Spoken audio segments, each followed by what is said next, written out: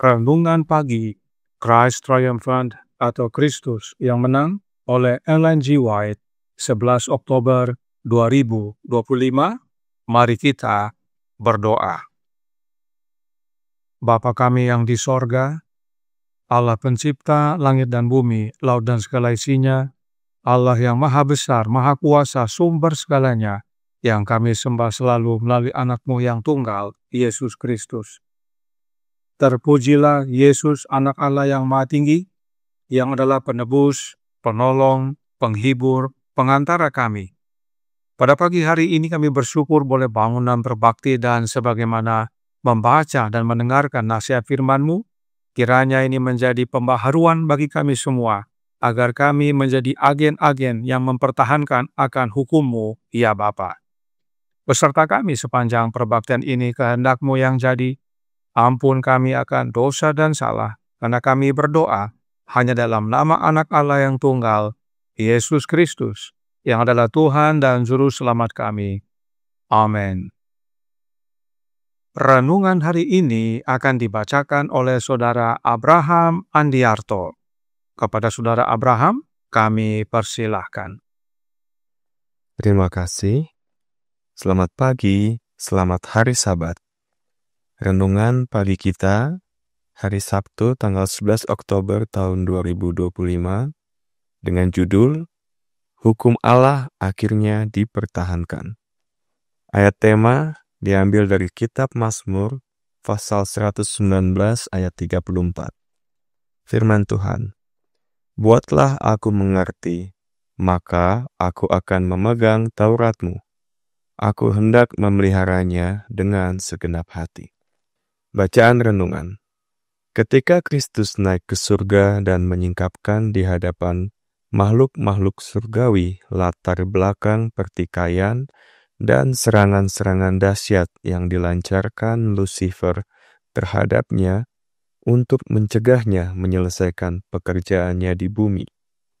Semua kebohongan dan tuduhan terhadap dirinya yang sebelumnya adalah malaikat yang dimuliakan terlihat dalam terang yang sebenarnya.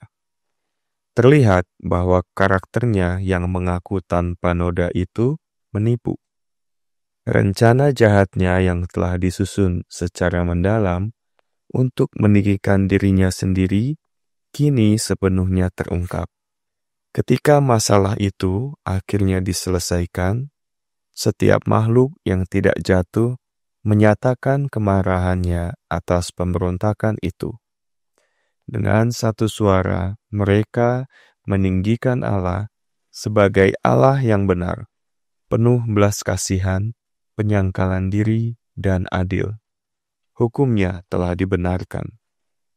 Pada mulanya, tujuan setan adalah untuk memisahkan umat manusia dari Allah. Dan di setiap zaman, ia telah melaksanakan tujuan yang sama ini. Metode penipuan yang sama, logika yang sama yang ia gunakan untuk menipu pasangan kudus di Eden, telah ia gunakan di semua zaman berikutnya. Rencana kerjanya selalu berupa penipuan. Ia mengaku religius. Ia memiliki tempat ibadah yang di dalamnya terdapat jemaat. Ia mempengaruhi semua golongan. Setan senantiasa bekerja di antara orang-orang dari segala zaman. Terkadang, ia mengenakan jubah kesalehan, kemurnian, dan kekudusan. Seringkali ia mengubah dirinya menjadi malaikat terang. Ia telah membutakan mata pria dan wanita, sehingga mereka tidak dapat melihat di balik permukaan dan memahami tujuan-tujuannya yang sebenarnya. Allah itu Maha Kuasa, Maha Tahu, dan kekal. Ia selalu menempuh jalan yang lurus. Hukumnya adalah kebenaran, kebenaran yang tak berubah dan kekal. Ajaran-ajarannya konsisten dengan sifat-sifatnya. Namun, setan membuatnya tampak dalam terang yang palsu. Dengan memutarbalikannya, ia berusaha memberi manusia kesan yang tidak baik tentang Allah. Sepanjang pemberontakannya, ia berusaha menggambarkan Allah sebagai sosok yang tidak adil dan penindas. Namun, kemunafikan setan telah tersingkap oleh kehidupan, pencobaan, dan kematian Kristus. Kristus mengenakan kodrat manusia, dan melalui kehidupannya yang sempurna, ia membuktikan kepalsuan klaim-klaimnya yang senantiasa menuduh orang-orang yang berusaha menaati hukum Allah. Dan darah Kristus yang tertumpah di kayu salib adalah kesaksian abadi dan tak terbantahkan bahwa hukum Allah sama kekalnya dengan karakternya sendiri. Penyaliban Kristus adalah pembunuhan yang didalangi oleh setan dan dilakukan oleh orang-orang yang telah memisahkan diri dari Allah. Pada hari penghakiman, ketika kematian Kristus di kayu salib terlihat dalam seluruh realitasnya, setiap suara akan dibungkam. Setiap orang akan melihat bahwa setan adalah seorang pemberontak. Dikutip dari manuskrip 1 tahun 1902. Demikian bacaan renungan pagi kita pada Sabat hari ini. Terima kasih. Tuhan Yesus memberkati kita semuanya. Terima kasih atas penatalenan Saudara Abraham. Tuhan Yesus memberkati. Selamat pagi saudaraku dalam Tuhan. Selamat Sabat. Yesaya menuliskan dalam Yesaya 59 ayat 2 yang berbunyi, "Tetapi yang merupakan pemisah antara kamu dan Allahmu ialah segala kejahatanmu, dan yang membuat dia menyembunyikan diri terhadap kamu sehingga ia tidak mendengar ialah segala dosamu." Dan sebagaimana kita sudah pelajari beberapa hari yang lalu bahwa dosa adalah pelanggaran akan hukum Allah. Sekarang, yang menjadi pertanyaan adalah, apakah hukum Allah tidak sempurna, perlu diubah atau dibatalkan? Atau apakah hukum itu tidak dapat dirubah? Apakah pemerintahan Allah stabil? Atau apakah hukum itu perlu diubah? Dan kita sudah pelajari bahwa hukum Allah itu adalah salinan karakter Allah. Karenanya, hukum Allah itu sempurna sebab karakter Allah adalah sempurna. Hukum Allah tidak perlu dan tidak dapat dirubah. Itu sebabnya, untuk memulihkan hubungan kita dengan Allah, Bapa yang ambil inisiatif. Tribune Herald tanggal 3 Maret tahun 1874 paragraf 1 berkata, "Manusia yang telah jatuh karena kesalahannya tidak dapat lagi datang langsung ke hadapan Allah dengan permohonan-permohonannya, karena pelanggarannya terhadap hukum ilahi telah menciptakan penghalang yang tak tertembus antara Allah yang kudus dan si pelanggar. Namun, sebuah rencana telah dirancang agar hukuman mati dijatuhkan kepada seorang pengganti. Dalam rencana penebusan harus ada penumpahan darah. karena kematian harus datang sebagai akibat dari dosa manusia. Inilah sebabnya Yesus berkata kepada Nikodemus dalam Yohanes 3 ayat 16. Karena begitu besar kasih Allah akan dunia ini, sehingga Ia telah mengaruniakan anaknya yang tunggal, supaya setiap orang yang percaya kepadanya tidak binasa, melainkan beroleh hidup yang kekal. Allah Bapa tidak menghapus hukumnya, supaya manusia berdosa dapat datang kepadanya. Allah Bapa tidak merubah hukumnya, agar manusia bisa datang mendekat kepada dirinya. Tetapi Allah Bapa karuniakan anaknya menjadi korban pendamaian, agar kita dapat terhubung kembali kepada Bapa. Hukum Allah tetap dipertahankan. The Review and Herald tanggal 3 Maret tahun 1874 paragraf 1 melanjutkan. Tidak ada kebajikan dalam darah binatang, tetapi penumpahan darah binatang dimaksudkan untuk menunjuk kepada seorang penebus yang suatu hari nanti akan datang ke dunia dan mati untuk dosa manusia. Dengan demikian, Kristus akan sepenuhnya mempertahankan hukum Bapanya. Dalam tulisan lainnya dikatakan, The Signs of the Times tanggal 20 Juni tahun 1895 paragraf 8 yang berbunyi, kematian Kristus dimaksudkan untuk selamanya menyelesaikan pertanyaan tentang keabsahan hukum Yehova.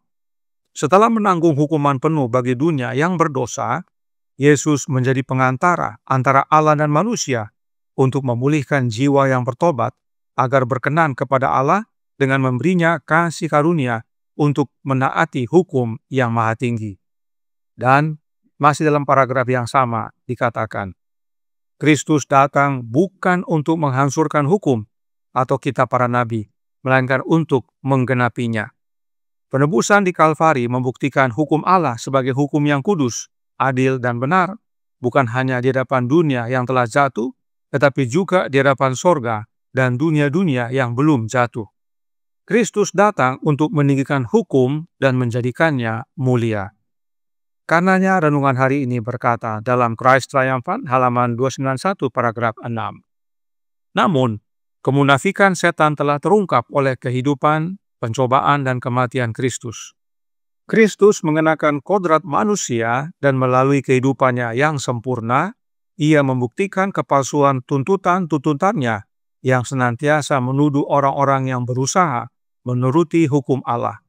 Dan darah Kristus yang tertumpah di kayu salib adalah kesaksian abadi dan tak terbantahkan bahwa hukum Allah sama kekalnya dengan karakternya sendiri. Penyaliban Kristus adalah pembunuhan yang didalangi oleh setan dan dilakukan oleh orang-orang yang telah memisahkan diri dari Allah. Pada hari penghakiman, ketika kematian Kristus di kayu salib terlihat dalam seluruh realitasnya, setiap suara akan dibungkam. Setiap orang akan melihat bahwa setan adalah seorang pemberontak. Sekarang pertanyaannya, apakah kita bisa menjadi agen yang mempertahankan hukum Allah? Tentu bisa. Bagaimana caranya? The Review and Herald tanggal 22 Juli tahun 1894 paragraf 12 berkata, kita berusaha mempertahankan hukum Allah. Kita membutuhkan energi Roh Kudus untuk menyertai upaya kita. Kiranya pekabaran kebenaran pada pagi hari ini menjadi pembaharuan bagi kita semua, agar kita menjadi agen-agen yang mempertahankan hukum Allah, dan salah satunya adalah hukum tentang hari Sabat, di mana hari ini kita datang berbakti untuk menyembah satu-satunya Allah yang benar di dalam Anak-Nya. Tuhan memberkati, saya bawa dalam nama Yesus. Amin. Mari kita berdoa. Bapa kami yang di sorga, Allah pencipta langit dan bumi, laut dan segala isinya, Allah yang maha besar, maha kuasa, sumber segalanya, yang kami sembah selalu melalui Anak-Mu yang tunggal, Yesus Kristus. Terima kasih atas nasihat vital pada pagi hari ini, bahwa kematian Kristus adalah untuk mempertahankan hukum-Mu ya Bapa. Sebab itu adalah salinan karakter-Mu, dan karakter-Mu adalah sempurna. Untuk itu, agar kami dapat kembali kepadamu, bersatu dengan Engkau ya Bapa. Engkau tidak mengubah hukum-Mu, tetapi rela mengaruniakan Anak-Mu yang tunggal, menjadi korban pendamaian bagi kami. Karenanya tolong kami ya Bapa, Karuniakanlah roh anak-Mu dalam hidup ini, sebab hanya dengan menerima rohnya Kristus, itulah wujud kami dapat terhubung kembali dengan Engkau. Itulah cara agar kami dapat menjadi agen-agen yang mempertahankan hukum-Mu, ya Bapa. Beserta kami sepanjang hari ini kehendak-Mu yang jadi. Ampun kami akan dosa dan salah, karena kami berdoa hanya dalam nama Anak Allah yang tunggal, Yesus Kristus, yang adalah Tuhan dan Juru Selamat kami. Amin.